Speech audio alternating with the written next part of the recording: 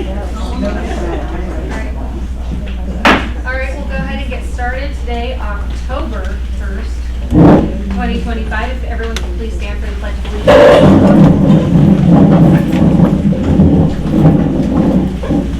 I pledge allegiance to the flag of the United States of America and to the republic for which it stands, one nation, under God, indivisible, with liberty and justice for all.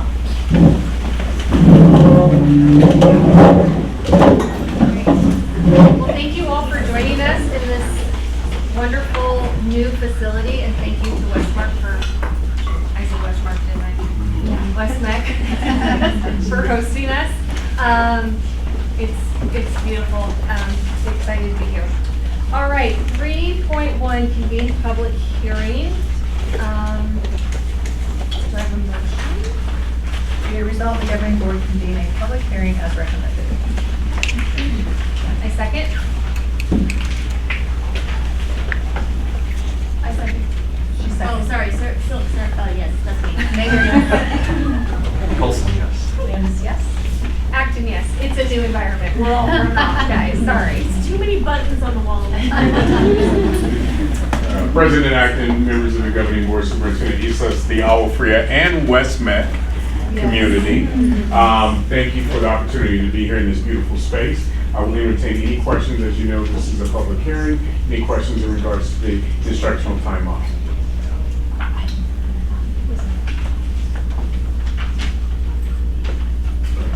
don't think so.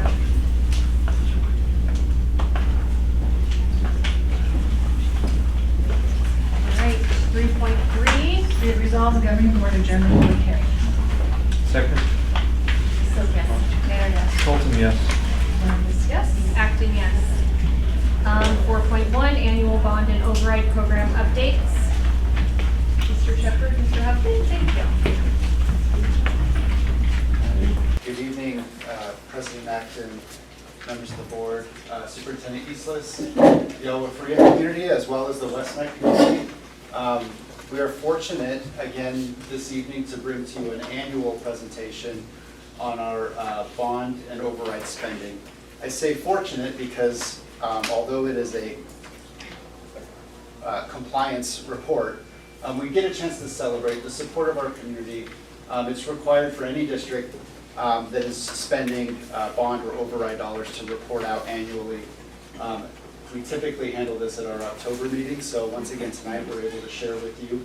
And typically I'll report out the exciting financial information and then hand it over to Mr. Huffman to kind of illustrate what that actually means and what kind of projects we were able to support with that. So starting with our M&O override, I just want to remind the board that this district has had an M&O override in place for decades now, continuously. Most recently, this was reauthorized in November of 2022. We receive a 15% maintenance and operations override in our budget. So last school year, which is what we're reporting on, that amount was just over $10 million, $10,770,000. That is an increase in our M&O budget that we use largely to support additional teachers, teacher salaries, priorities of maintaining and manageable class sizes, and some of the programs that we're able to offer. Moving ahead to our bond, I'll also remind the community that in the past couple of years, we've been able to be successful with the support of our community to pass a couple of bonds. So we actually report each of these out individually. So I'll start back with our 2023 November election. Our voters approved a $197 million bond, which we began selling and spending back in 2024. You can see fiscal year 25 expenditures of just over $112 million. A lot of that spending and a lot of that bond in general has been to support the construction of Goodyear High School and many other projects. That's certainly kind of the big one that jumps to mind. I will also say that we've sequenced the issuing of these bonds in a way to maintain the tax rate, our bond tax rate for our community. So we actually just in April, the board authorized us to sell the remainder of these bonds. So all 197 million has been issued and we have access to that full amount. For that bond, we have approximately, as we ended June 30th, 75 million, just over 75 million available of that to spend in the future. So in November of 2024, our voters approved a $138 million bond. These bonds, we just began selling the first portion of these at that same April issuance. We sold the balance of the first bond and the beginning of the second bond. So we now have access to these funds as well. You can see just over $30 million were spent last fiscal year. That was largely to pay off our capital lease that I think we mentioned to the board that funded the construction of Fort X out at Canyon View, as well as our solar purchase acquisition from a few years ago. So we have, of that, $107 million of that 2024 bond still available. And in fact, we'll at some point in the future come back to the board for authorization to sell the balance of those bonds. Again, we'll bring that to you at the time where we feel we're maintaining our commitments to the community with that tax rate. So likely this upcoming spring we'll be having that discussion with the board. If there's any questions on these pieces, I'd be happy to answer. Otherwise, I'll turn it over to Mr. Huffman. So as we transition from the compliance piece to kind of the reminder and the fun part about what we actually did with that money, Mike did a great job of talking about how important our community was in this process. So what's really important for us now is to make sure that we honor our commitments to the community that we made. So you might ask, why didn't we just sell all these bonds all at once? And that commitment was that we're not going to raise tax rates on our community by selling these bonds. So we're structuring the bond sales and spacing out our bond sales so that we are maintaining the bond tax rate where it's been, and it is not increasing. So that's, I think, an important part just to remind everybody of. So a few of the things that have happened or are going on right now: the kitchen cafeteria project at Agua Fria. Autumn and her team have been amazing to work with during this project. This project is on time, it is on schedule, and it should be done by winter break so that they can move in and start serving lunches in the new cafeteria second semester. Desert Edge got a new CTE Agri-Science barn. Many of you were there for the ribbon cutting recently for that awesome project, and here you see a picture of the cafeteria at Desert Edge, a much needed improvement. Our Director of Facilities, Mary Hammonds, was really excited about this project. It added not only square footage inside of the Desert Edge cafeteria and a cool new scorpion in the concrete, but it also added significant outdoor space as well. The Millennium Concourse and Stadium Lights, we've all talked about this project over the last year or so. If you've been to a Desert Edge event this year, a football game, a flag football game, it is awesome to see this space being activated and being used. A lot of the reason we did this project was for safety at our events, and I think it's really accomplished what we wanted it to there. Not only is it a more comfortable and pleasing atmosphere, but it does feel like a much safer atmosphere as well when you attend the games. At Millennium. Sorry, Verado High School auditorium seating. We changed out all the auditorium seats at Verado High School this year. Goodyear High School. This is where our biggest bond expenditures are. Just a quick update there. Building C, the one building that has been under construction, is just about to wind up. So that project is almost totally completed now. The Hilltop School for the Arts. This picture, as you can see, was taken on September 20th, about 10 days ago. Since then, the two yellow pads, where there's vapor barrier down in those pictures, the concrete has been poured there. The masonry is going up if you go by. I was there a couple hours ago. It's about 6 or 8 foot high on average now as you go around that main academic building, the larger building there. So we're moving fast out at the Hilltop. Last year, we did a lot of infrastructure work at the pool that we own at the YMCA. It wasn't very exciting work, but it was very necessary. It was security fencing, it was piping, it was pumps, a lot of the infrastructure. This year, we finished that project off by resurfacing the pool, and it looks great now. And just a couple other notes that I wanted to make. Out at Canyon View, there was some resurfacing done in the parking lot over the last year. It added a few parking spaces along the way.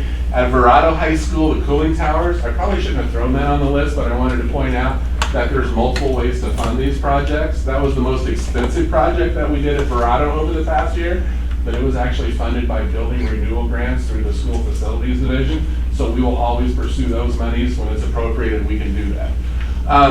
Mr. Zamora led a district-wide security fencing project that is pretty much winding up at campuses now. And since we did this presentation last year, all of the fields are completed and being utilized on a daily basis. Thank you. Be happy to answer any questions you have. I don't have any questions. It's just great to get an update and for the community to see all the progress that's being made at all of our campuses. Yep, thank you. Great, thank you so much. All right, 4.2.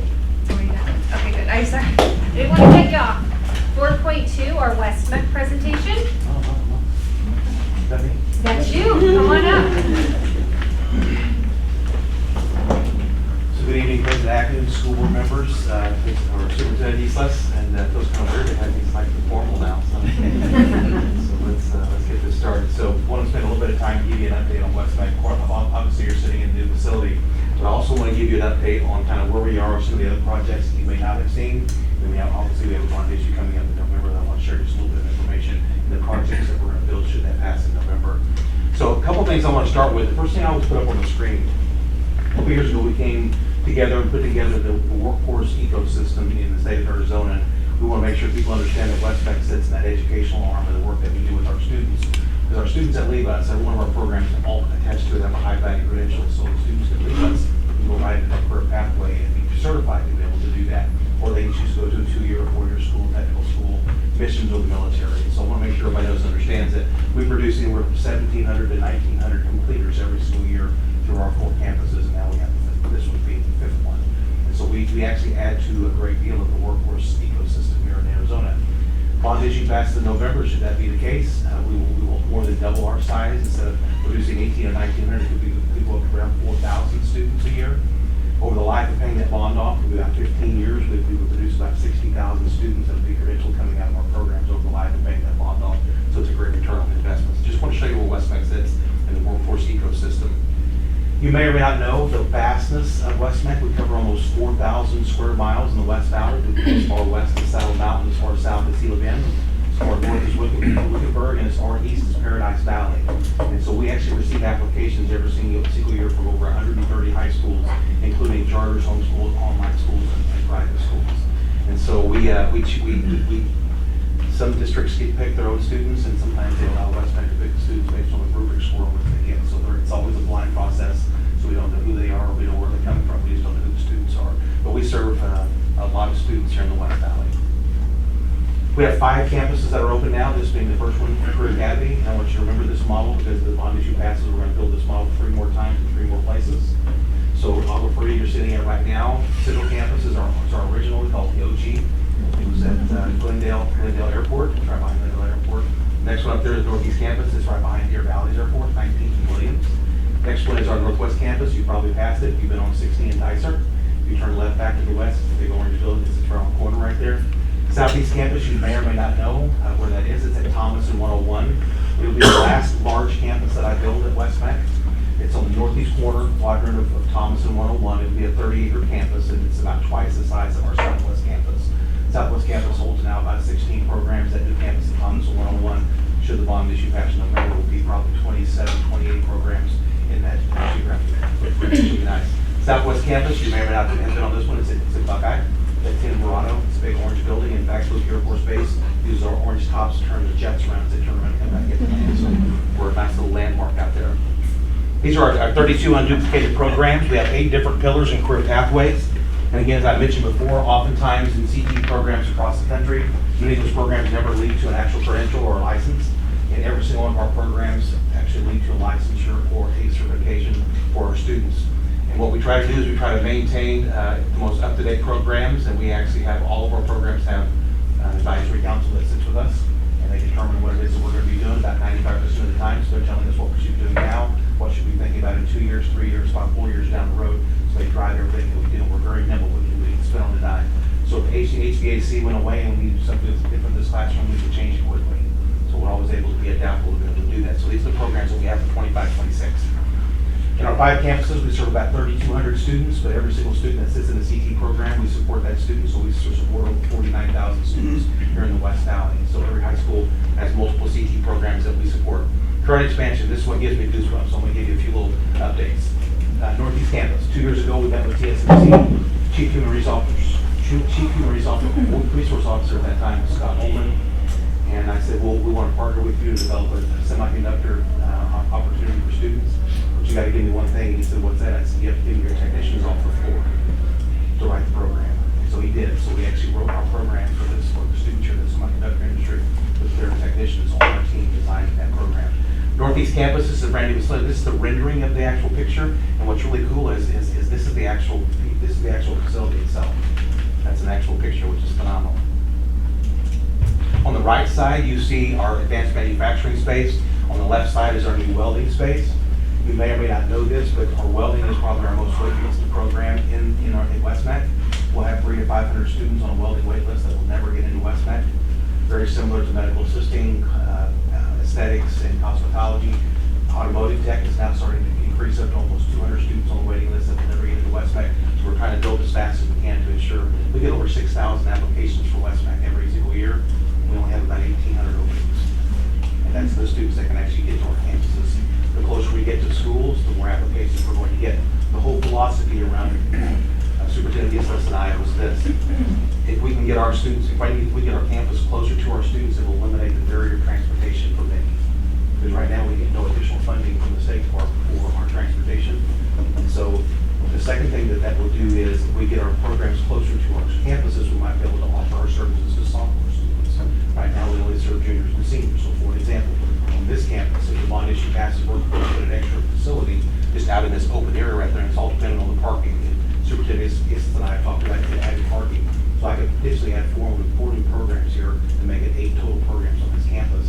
And what's cool about that is if I was to offer a plumbing program, or a sophomore could take a plumbing class and then double stack that with an HVAC 2-year program, come out with stackable credentials, or electrical and HVAC, if you see where I'm going with that. So it's going to be a great benefit to our students. So inside the welding space, I forgot about the EV hybrid. So we wanted to make sure our students had the skill sets for the new electric vehicles, the hybrids. So we added this to our Northeast Campus Bay. So now our students come to the program, we actually have all the skill sets built to themselves on top of the stack, which is pretty cool. Inside space is our new advanced manufacturing. And again, there's not a piece of technology that exists in the United States that doesn't exist in this program for our students. And I always tell people at West Met, we don't play for second place. It's the first loser, which we're going to be number 1 across the region.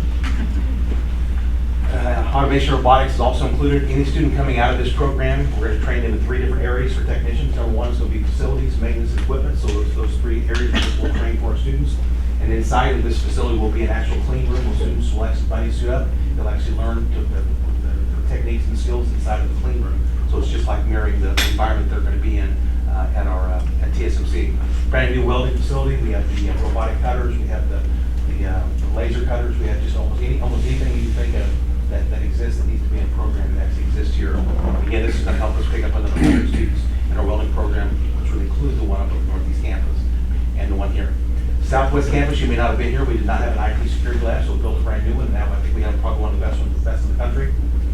In fact, the head of Homeland Security for the state of Arizona was at this facility 3 weeks ago. He was so impressed he bring his entire team back next Friday. So they're going to come in and see our facility. And his comment to one of my students was, all the technology you need anywhere in the country that exists in your classrooms. So we're going to be able to train. What's interesting about this program, 2-year program, students coming out of this program will make between $48,000 and $59,000 a year. And within 3 years, they're over 6 figures in IT security. What's cool about this is that, see the pods where the students are right now? Their pod work actually shows up on the screen, so they have their own individual space. So I'm sure guests can monitor everything that's happening in this classroom just by looking at it. we're hoping to be able to offer state, local, national, international competitions for IT security here on our Southwest campus. Next new program that just came out was automation robotics. You see all the warehousing going around, all the new automation that's coming on. So we had an automation robotics program at the Southwest campus. And now this is a new space we blew out in our building B, energy building. And so now we have this space available, and we actually took a storage area that just had a bunch of things stored, and then we turned this into our automation robotics research and testing and science. So what we call this is that this is a place where the kids make the thing, do the thing. They write the codes. I'm not going to go too deep into this because you're actually going to get to tour this after we get done. But I wish I would have had the picture exactly. I actually have the before picture of some of my presentations, which shows you where the buses and the warehouse was. And then I flipped this one back on top of it. It's absolutely amazing.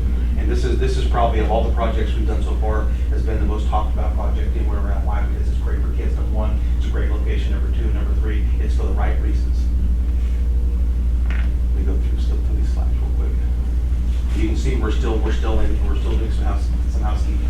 We still have some things to do in the HVAC lab. We're getting pretty close. So Southeast Campus at Thompson 101. This will be the largest campus, the last large one that I built. Phase 1 will be open in July 26 with 6 programs. It will be advanced manufacturing, welding, medical assisting, physical therapy, IT security, and a brand new AI coding software. We're not just going to do the coding part, we're actually going to teach students how to develop the AI systems to be able to do the artificial intelligence coming out of this program. And if you look on both sides, as long as you pass it, we'll fill that entire space up. And the cool thing about this space is right south of the parking lot, Tulsa Union High School District, I believe, is going to build an academic core center there, so their students will get their academic core, walk right across the parking lot, turn right into my system to get their CP work, and then secondarily across the street is the Banner Stray Health System. So there'll be a number of health programs here to feed that health system there as well. So if you drive by there, that's what you're going to see. The steel's up. This is actually an older picture, so there's even more steel happening right now. This is a very large facility, so you'll be really impressed when we get done. You have to go check it out and take a little tour of it.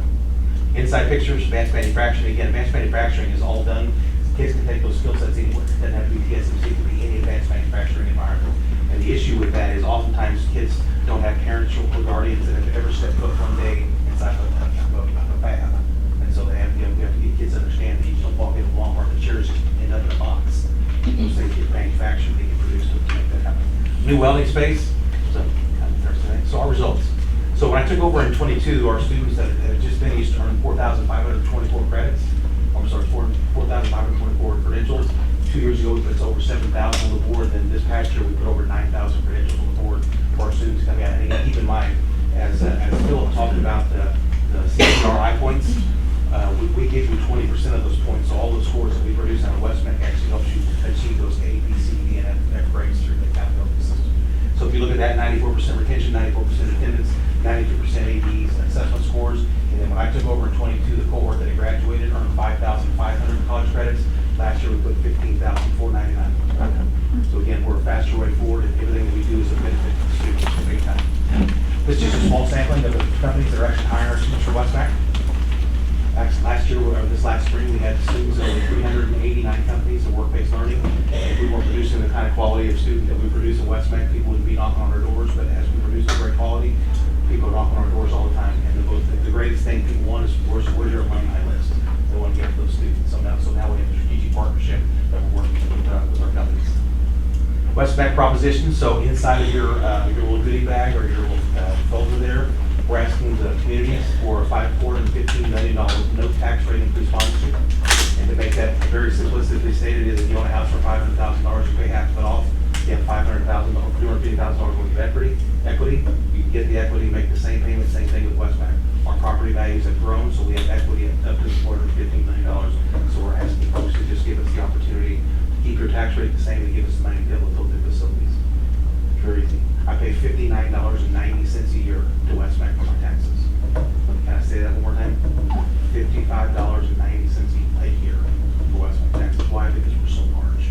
One of my board members, Barbara Wiley, pays $36.19. If you don't believe me, check the tax rate.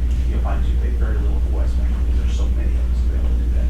That's Prop 403. Prop 406, by Arizona statute, we have to get permission from our voters to sell any properties the district owns. We own 3 properties that we want to sell to be able to use those proceeds to build additional facilities for WestMec. So we're asking for folks to support Proposition 403 and Proposition 406. Lastly, I'm going to go through this quickly. So we have 8 projects. So project number 1 is Northeast Campus. We're going to expand it. We're going to open up some spaces for CDSO training, community spaces, IT security, it's about 2 additional programs there. Number 2, at Peoria Avenue and 101, we've leased 14 acres for the city of Peoria. As you pass around by that little 14-acre campus right at 101 Peoria Avenue, within about 20 minutes, there's about 24 high schools within that geographic footprint. Number three, we talked about the Southeast campus, expanding it to phase number 2. Number 4 is the Agua Fria campus. You see here, put 2 to 4 more programs there.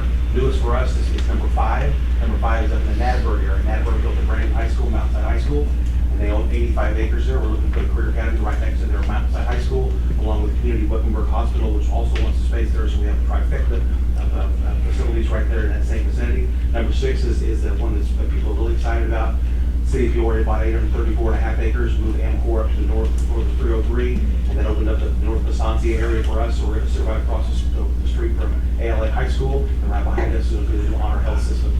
Number 7 is in Paradise Valley. They had to close about 3 or 4 schools 2 or 3 years ago.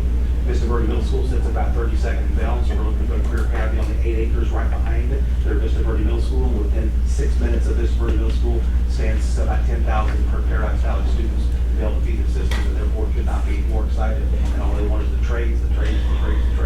Number 8, last one, their Southwest campus in Verrado.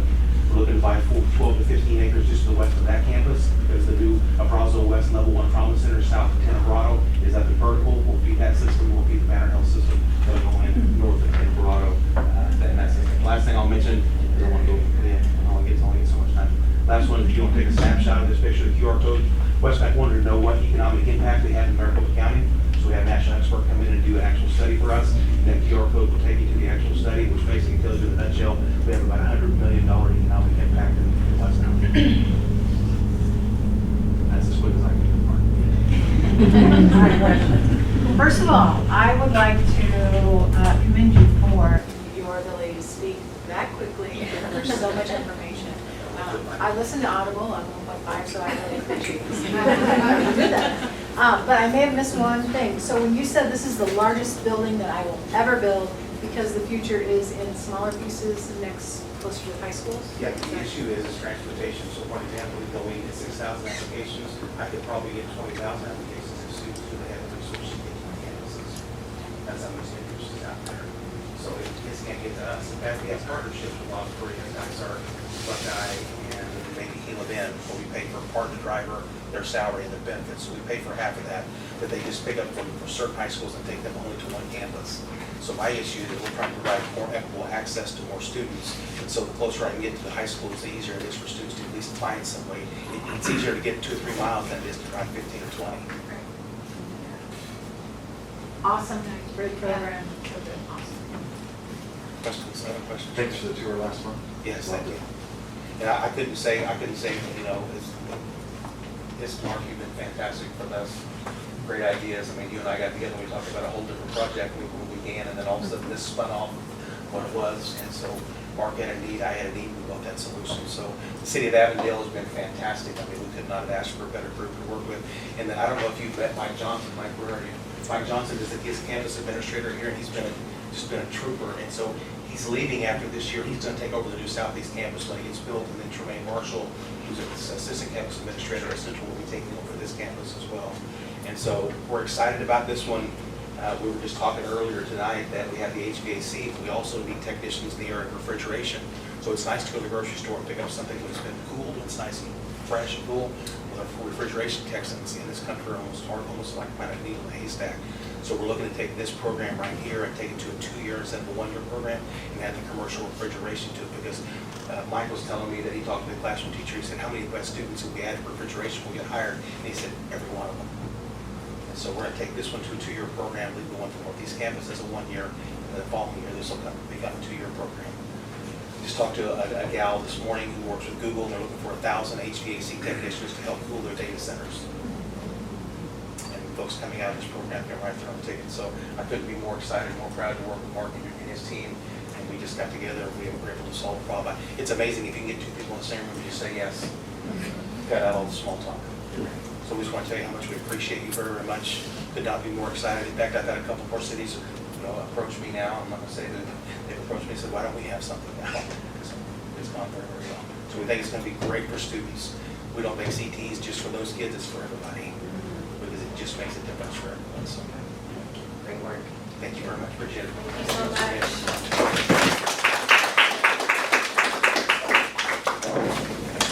All right, 4.3, safety debrief.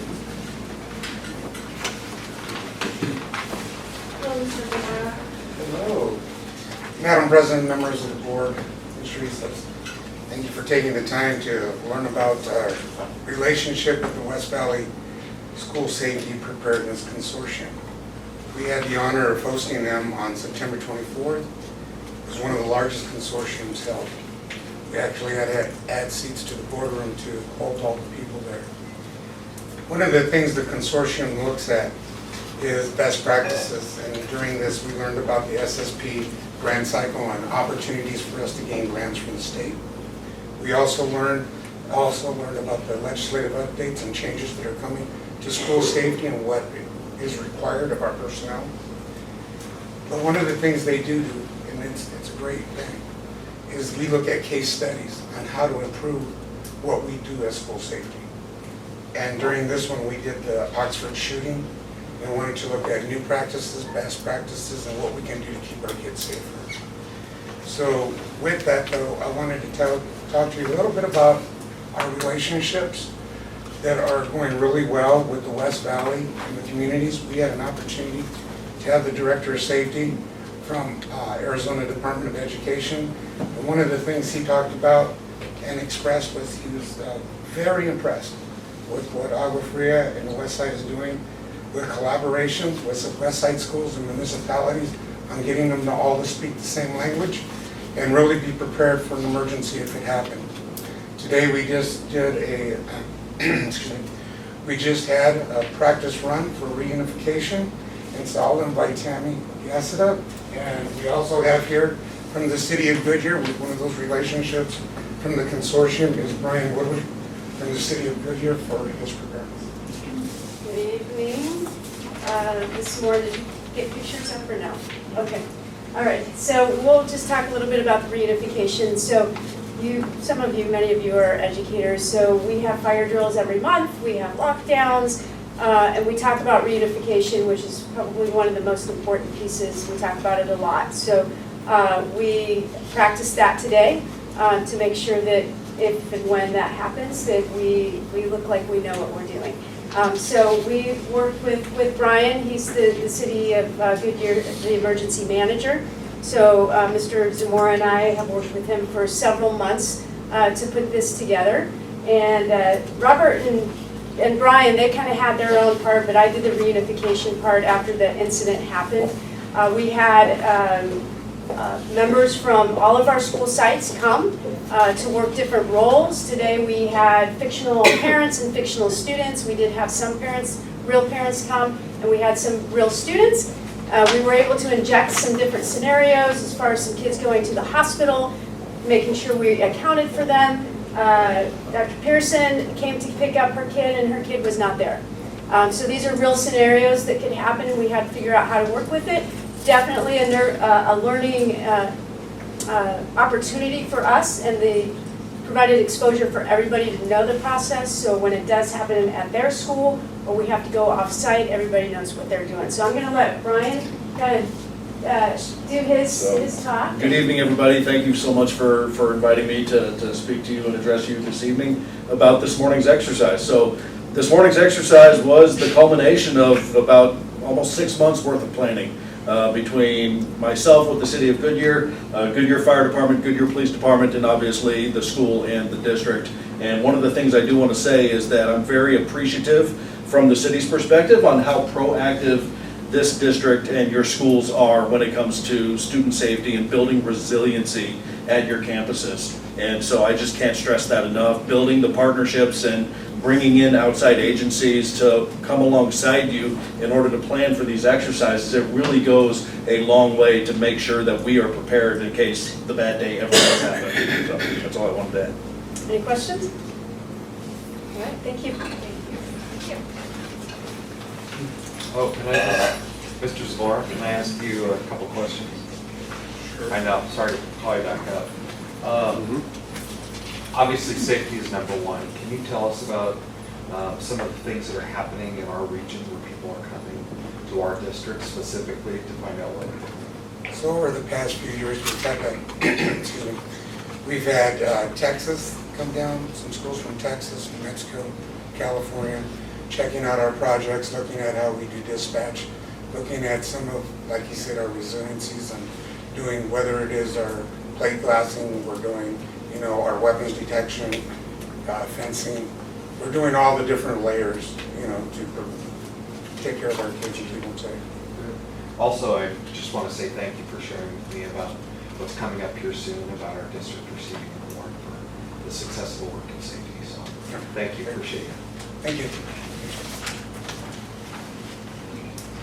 4.4, Freshman Career Expo debrief. Gentlemen, hello. Good evening, President Acton, members of the board, Superintendent Islas, Ambassador Bateman, and Agua Fria community and West Met community. I'm excited to be able to give an update and debrief on our Freshman Career Expo, especially on a night when we're here at the Career Academy at West Met. As we all know, one of the key pieces with the Academy transformation really is that we want to supply this workforce development pipeline and get kids connected with the pathways that are here in their backyard. The way that we do that at the freshman level, right out of the gates, right in the first quarter, is our Freshman Career Expo. So at this event, we had over 2,600 freshmen attend. We had over 80 partners that are industry partners, they're post-secondary partners, they're military partners, they're municipality partners. So it's a wide variety of partners that are practicing within the field and all representing the pathways that are on every one of our campuses district-wide. And so we do that event. This is the second time that we've done this.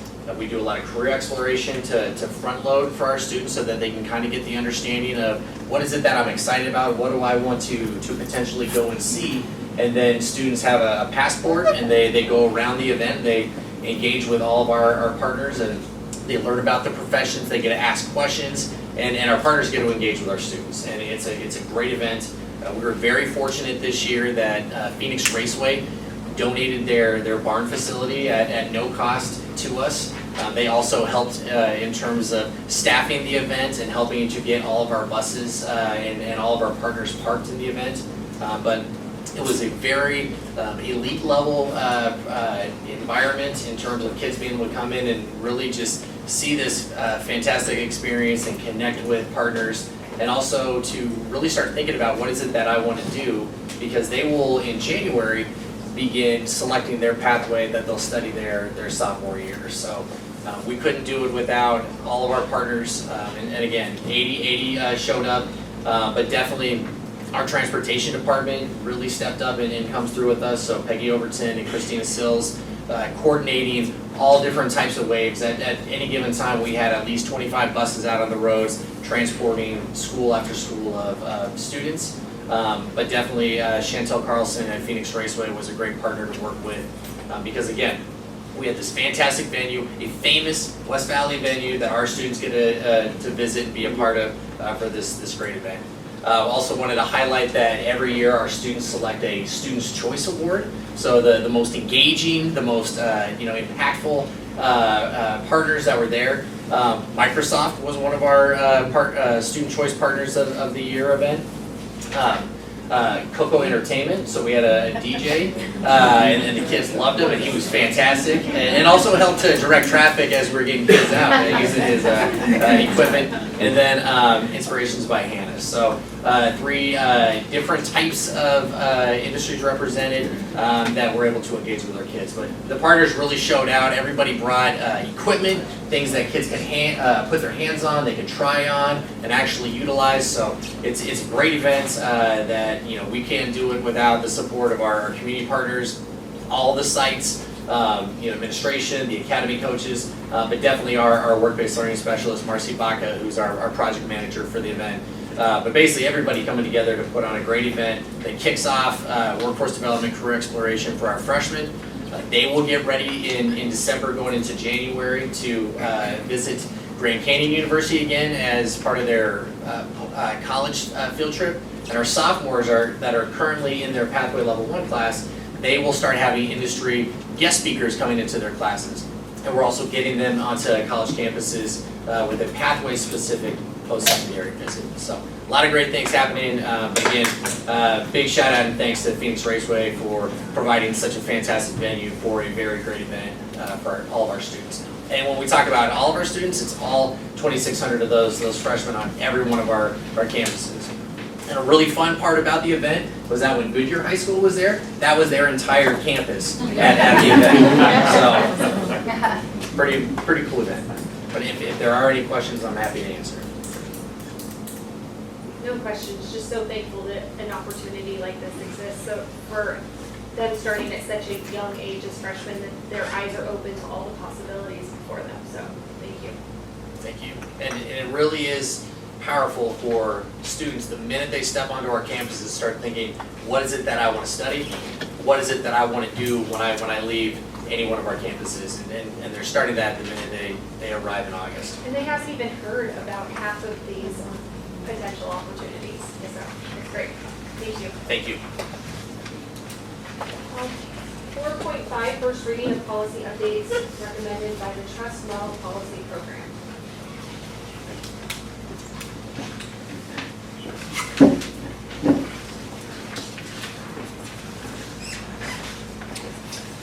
Good evening, President Acton, members of the Governing Board, Superintendent Islas, and the Agua Fria West Bend community.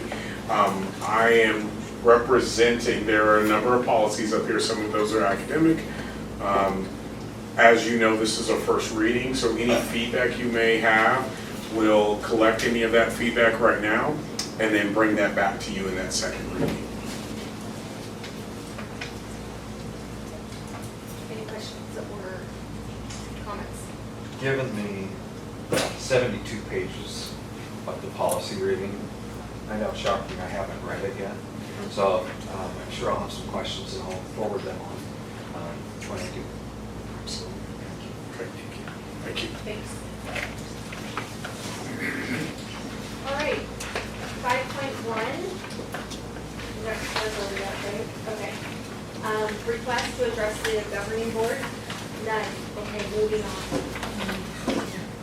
6.1, consideration of approval of the minutes of the September 3rd, 2025 special board meeting for executive sessions and regular board meeting. Do I have a motion? Be it resolved, go ahead. Be it resolved, the governing board approves the minutes of the September 3rd, 2025 special board meeting for executive sessions and regular board meeting as presented. So yes. Nader, yes? Colton, yes. Yes. Acton, yes. Moving to our action items. 7.1, consideration of approval of the fiscal year 2025 annual financial reports. Mr. Shepherd.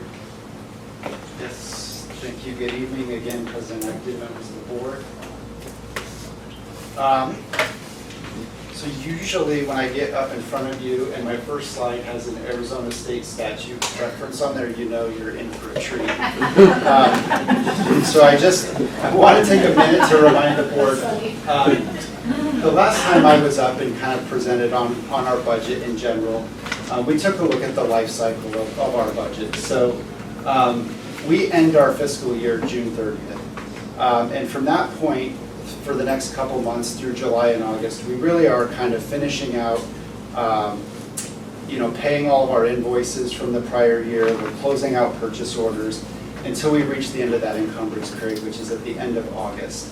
So that leaves us basically most of September, a few weeks in September, to start closing out the rest of our year and preparing our annual financial report, which we're presenting tonight.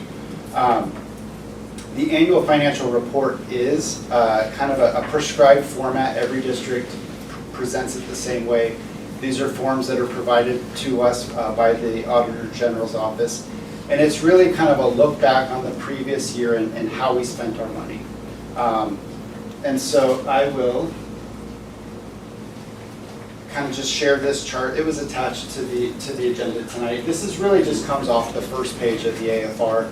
And it really is some of our major funds. Our budget is really comprised of dozens of different funds, but we typically are looking at some of our big ones, our maintenance and operations, our unrestricted capital, our bond building fund. And the AFR kind of shows our fund balance, all the revenue that came in throughout the year, all of the expenditures, and kind of these ending fund balances.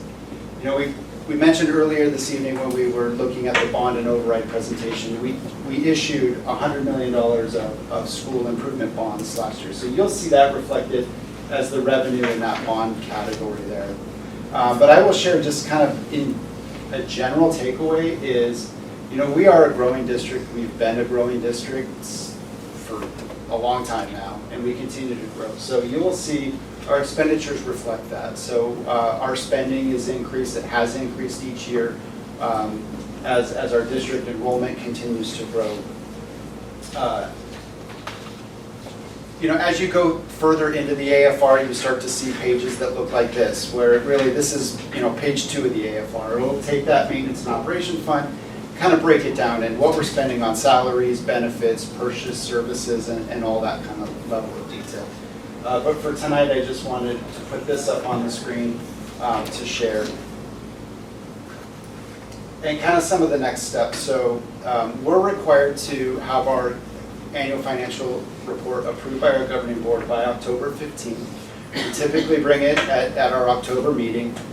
This one happens to be October 1st, so we gave ourselves the absolute minimal amount of time to get this done and in front of you. But where we go from here is, once approved, we will publish this. We'll upload it to ADE. We'll publish it through the Maricopa County Superintendent's Office. It'll be put on our website for the public to see. We are currently working with our audit firm. Our audit team was actually in our building. They have been all week. They're finishing their work, I think, this evening. But they will take this AFR data and start to produce our annual, our comprehensive financial reports. We typically bring those along with our audit in the early part of the year, maybe around January.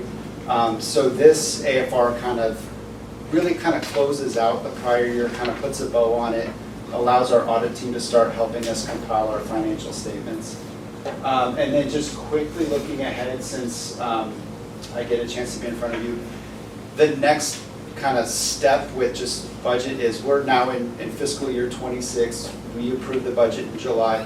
We'll likely bring a revision to that budget in December, as now we've got kind of real enrollments. We know really what students, a lot of that budget that we adopt is based on some projections. So we've got real numbers now. We'll likely bring that back in front of the board at the December meeting.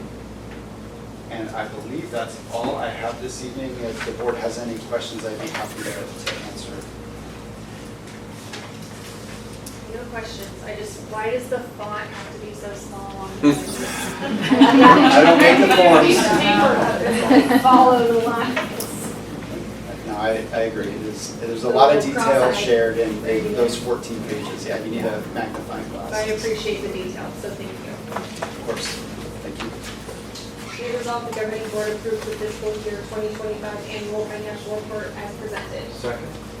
So yes. Heather, yes? Colton, yes. Acting yes. Consideration of adoption of the governing board meeting schedule for period of January through December of 2026. It falls on the same weeks as it has for this year.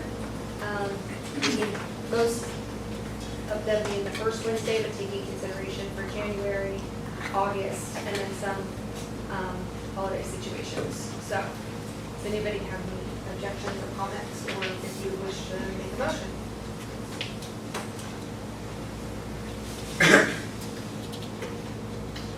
Be it resolved, the governing board adopt the governing board meeting schedule for January through December 2026 as presented. Second. So yes. Heather, yes? Colton, yes. Candace, yes. Acting, yes. 7.3, second reading of policy, updates recommended by the Trust Model Policy Program.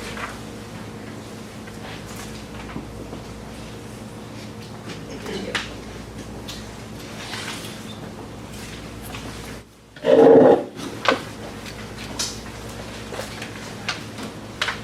Yes, once again, there's multiple policy updates here, some of those academic, but I'll entertain any questions that you may have. I don't have any questions. I would like to, during the first meeting, I spoke to 3-301A, and just given the current wording and writing of it, I'd like to actually request that we pull that one back, take a look at it, and consider maybe some modifications to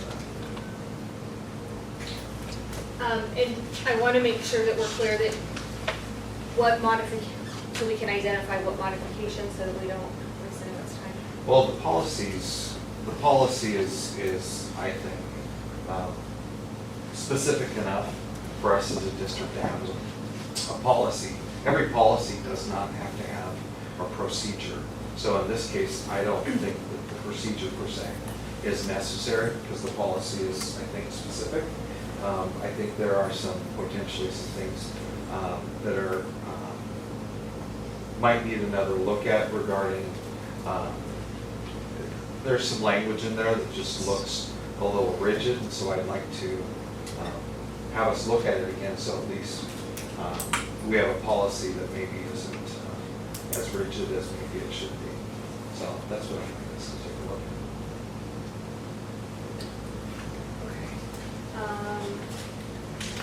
at. I understand what you're saying, and I do agree with you on some of those points. We just need to make sure that we're still following the policy for free and reduced lunches, so that we make that. So, President Acton, would you like to adopt a policy and then as to have legal counsel work with Dr. Colton on some things that we might bring back later? Is that something that you might want to entertain? yes, I'd like it to be presented to all of us. Correct. Thank you. I would certainly meet with Mr. Colton about the specifics. Does that work? Yeah. Awesome. Be it resolved, the board approves through second reading and final adoption of the recommended board policies as attached here too. Oh, you're pulling it. Okay. Except 3-301A. We'll allow it, but knowing that modifications will be made and presented to the board after legal counsel verifies. I'll second that. Silk, yes? Taylor, yes. Colton, yes. After, yes. Thank you. Thank you. 7.4, consideration of Agua Fria High School auditorium renovations, including a change order with Chase Building Team and a job order contract with Brighton Construction. Thank you, Madam President. So this is the next exciting step in the Agua Fria remodeling project, and the last step under this current bond cycle, I believe, as far as large projects go. As we wind down the cafeteria and kitchen remodel, we're looking to move next door to the auditorium and take care of that. We've discussed that with the board previously. The one thing we haven't done is done the procurement and take care of the contractors that we're going to be using this project. You see it there two different ways. Right-hand construction we're proposing for inside of the auditorium building, and that is through job order contracting, or JOC. Our board policy has a limit of $3 million on that, so we're compliant there. On the outside of the project, we think it would be a shame just to take care of the inside without addressing the outside of the auditorium as well. Chase Building Team is currently activated at the kitchen cafeteria. They're doing hardscaping, landscaping, and all the same kind of work that we're going to be doing on the outside of the auditorium. So we thought it would be easiest just to do a change order on that project and have them take care of the outside part of the project. So that's why you see two contractors, which is a little unusual for what we typically bring you. Thank you for that. Any questions? Be it resolved, the governing board approve the Agua Fria High School auditorium renovation, including a change order with Chase Building Team and JOC with right-hand construction. Second. Silk, yes? Taylor, yes? Colton, yes. Landis, yes. Acton, yes. Thank you. 7.5, consideration of approval for the instructional time model for the 25-26 school year. Entertain any questions?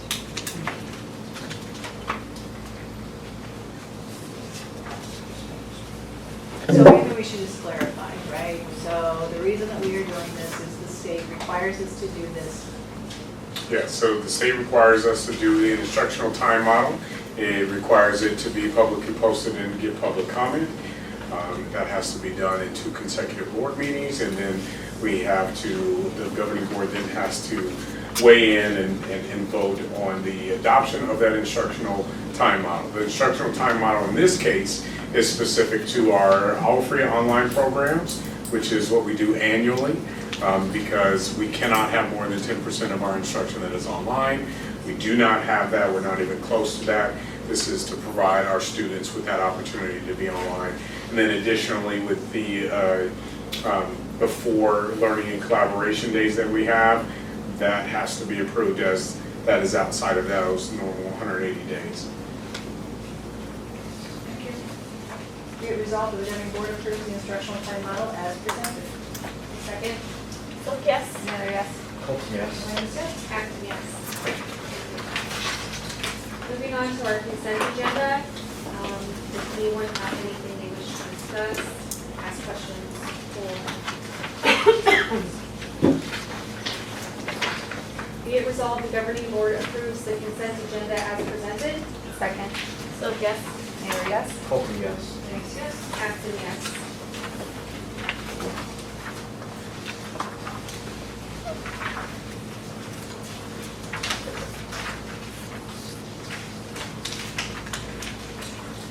All right, comments and/or information from Superintendent Eastless. President Acton, members of the board, Agua Fria community, Westmet community, Dr. Spurgeon, Dr. Scott Spurgeon, because we have a Dr. Spurgeon too. Thank you for hosting us.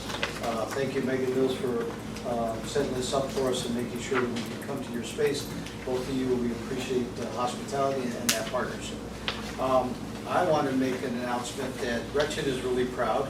One of her teachers, Ryan Williams, was selected to be the recipient of the 2025 Arizona State Art Educator of the Year. So,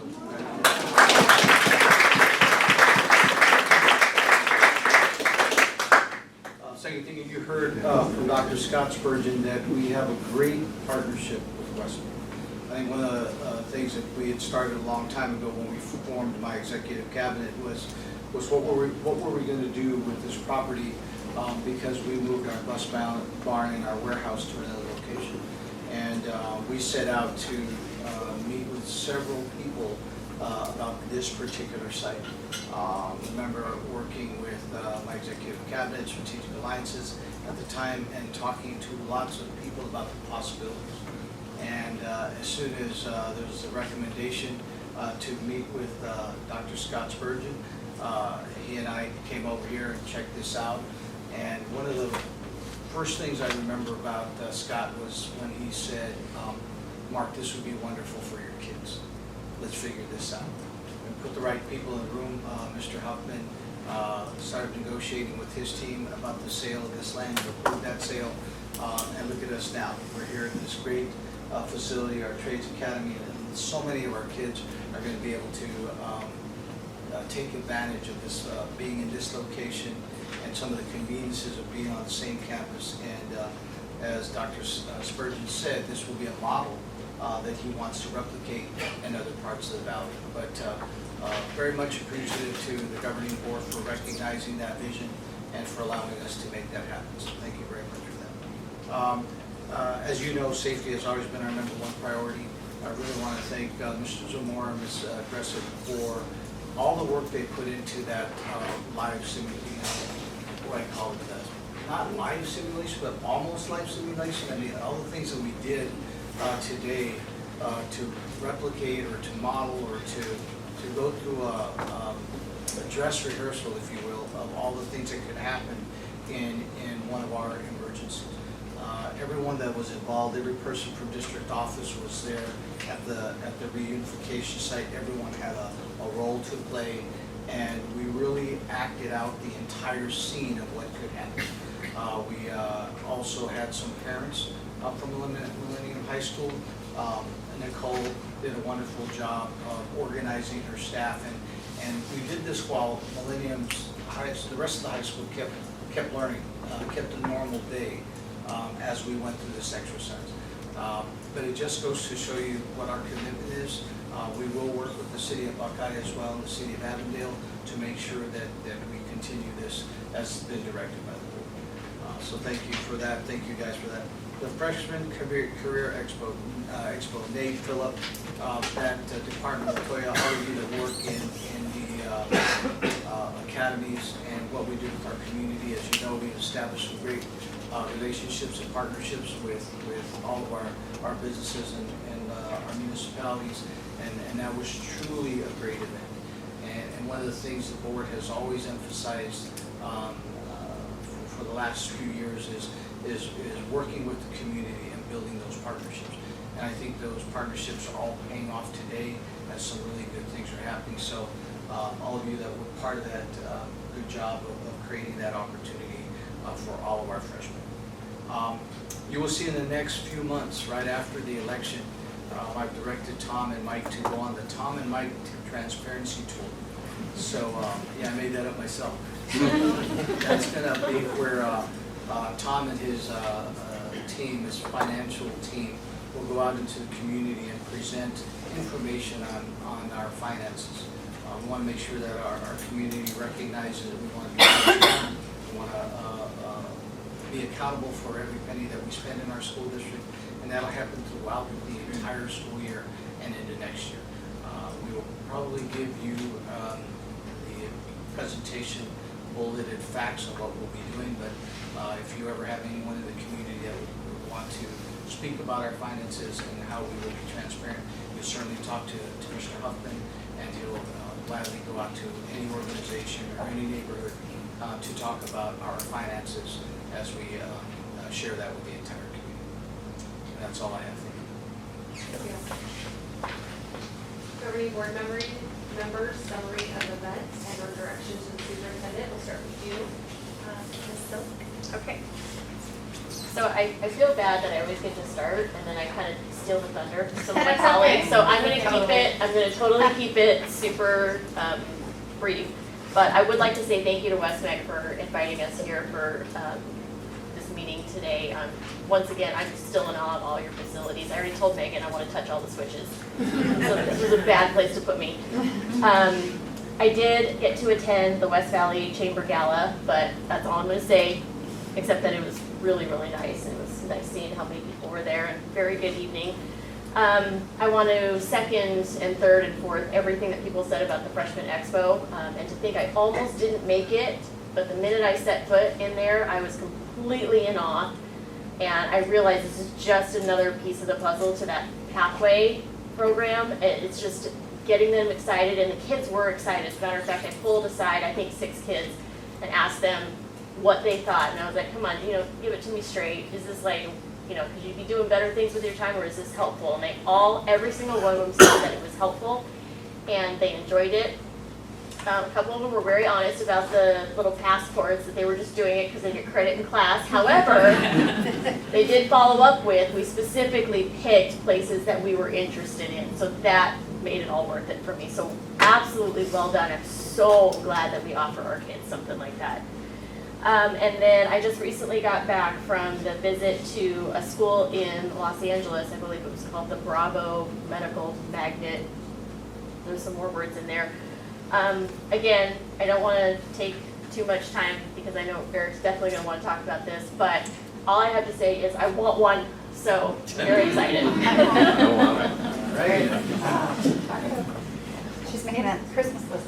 I So I want to say thank you to the district tech teams. I know we had a lot of tragedies happen with the Wi-Fi recently, and there was a lot of work that you guys put into that. Rachel and your team leading the keeping up with that. It's something we hear about right away from the community. So I really appreciate the communication and the quick communication and making sure we were following up with the communication so that the message wasn't convoluted of what was happening.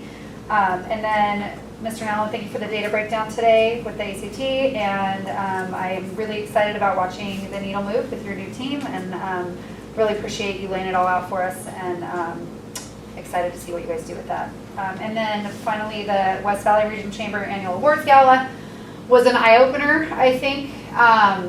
the fact that we were even considered for an award amongst the company in that room, I think is squarely placing us as leaders in the community, much to your vision, Mr. Eastless. Being surrounded by the movers and shakers in multiple, areas and business and education and all kinds of spaces was just a real, I think, testament to the brand that we've created as a district.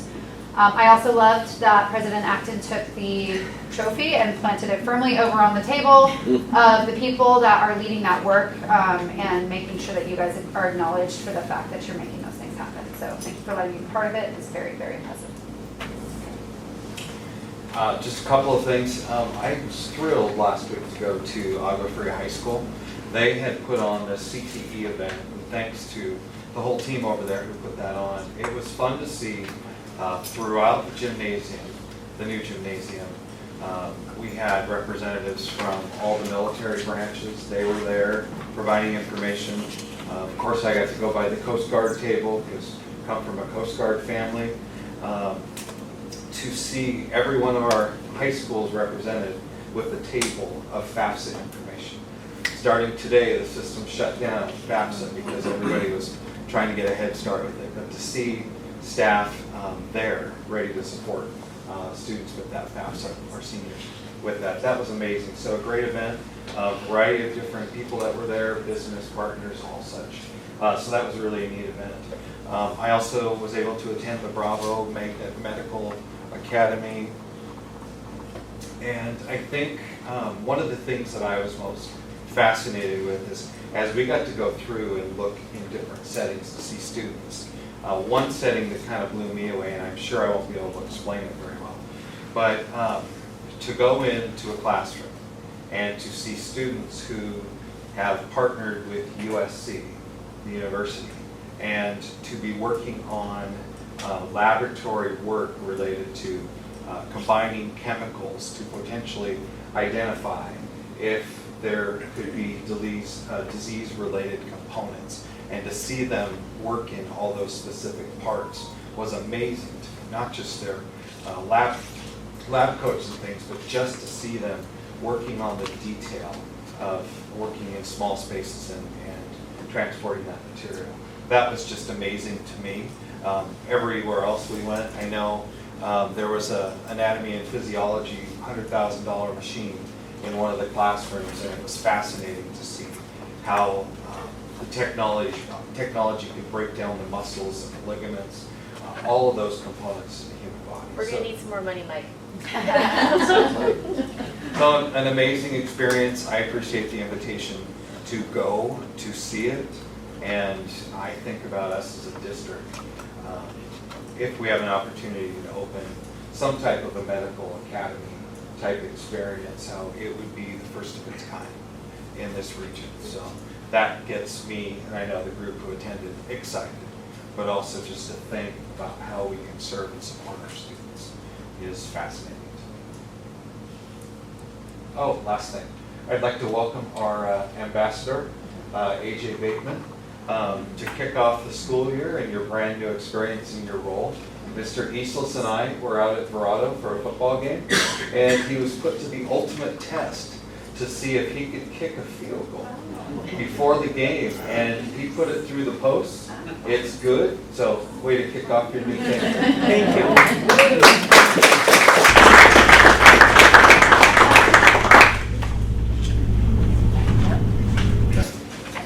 I'll just give a shout out to our student government who I got to see run the parades at Canyon View and at Verado. And of course, I always enjoy being a judge at the Verado parade. So kids did a great job. And at Verado, there was a little hiccups and some things. And the young lady was sending me messages and emails like every 5 minutes, making sure I was in the right spot. She did a great job. Anyway, great job to our student organizations who do such a good job running our homecoming. Okay, I have a lot of notes, but so many things were touched on. Dr. Spurgeon, thank you so much for hosting us. This is a great facility, but thank you more importantly for being a great partner, a great partner, and in it for all the right reasons. So thank you so much. Again, big thank you to the Southwest Regional Chamber of Commerce for recognizing us as, again, an outstanding partner in education, and we were truly honored to be there. I know we got to go up there, but all work goes and glory goes to you guys for doing exceptional work in the classroom every single day. Mr. Zamora and Ms. Bressett, City of Goodyear, Fire, PD, Phoenix Children's Hospital was involved in that too, I believe. The district staff, the Millennium admin, I know it was said, but again, the coming together, the community piece, we've been saying this from day one when we met, that we didn't want to just be schools and neighborhoods, we wanted to be part of a community and give back to that community, and we're actively doing it, so it's so great to see. And then the last thing, I want to thank our academic team and our new team members. You guys have so much passion and excitement. I'm so excited to see what you're going to continue to do. So thank you for that update today. Yes, I think I got it all. All right, that being done, 10.1, request for future agenda items. None? Eric? Nope, okay, sounds great. Well then, if I have a motion to adjourn. Be it resolved, the governing board adjourns the regular board meeting of October 1st, 2025. Still yes. Taylor, yes. Colton, yes. Paxton, yes.